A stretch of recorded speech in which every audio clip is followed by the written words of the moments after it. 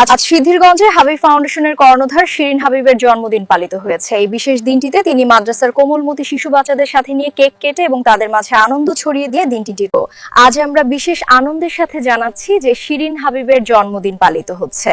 আমরা তার দীর্ঘায়ু ও সাফল্য কামনা করি।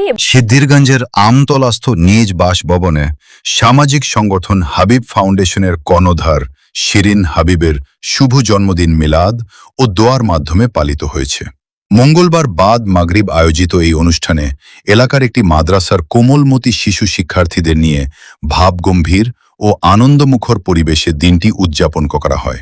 এ সময় জন্মবার্ষিকীতে মিলাদ ও দোয়ায় সাইলো রোড মহিউদ্দিন এমদাদুল উলুম কওমি মাদ্রাসার প্রিন্সিপাল মুফতি আবুল হাসনাত মোনাজাত পরিচালনা করেন। মোনাজাতে শিরিন হাবিবের দীর্ঘায়ু, সুস্থতা এবং সর্বদা যেন তিনি অসহায় ও গরিব মানুষের পাশে থেকে সেবামূলক কাজ চালিয়ে যেতে পারেন সেই প্রার্থনা করা হয়। পরবর্তীতে কোমলমতি শিক্ষার্থীদের সাথে নিয়ে জন্মদিনের কেক কাটেন শিরিন হাবিব।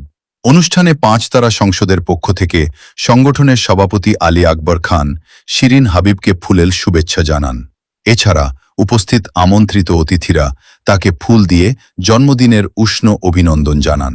এ উপলক্ষে শিরিন হাবিব দেশ বিদেশ থেকে ফেসবুক, টেলিফোন ও বার্তা পাঠিয়ে যারা তাকে শুভকামনা জানিয়েছেন তাদের সকলের প্রতি গভীর কৃতজ্ঞতা, শুভেচ্ছা ও অভিনন্দন জ্ঞাপন করেন।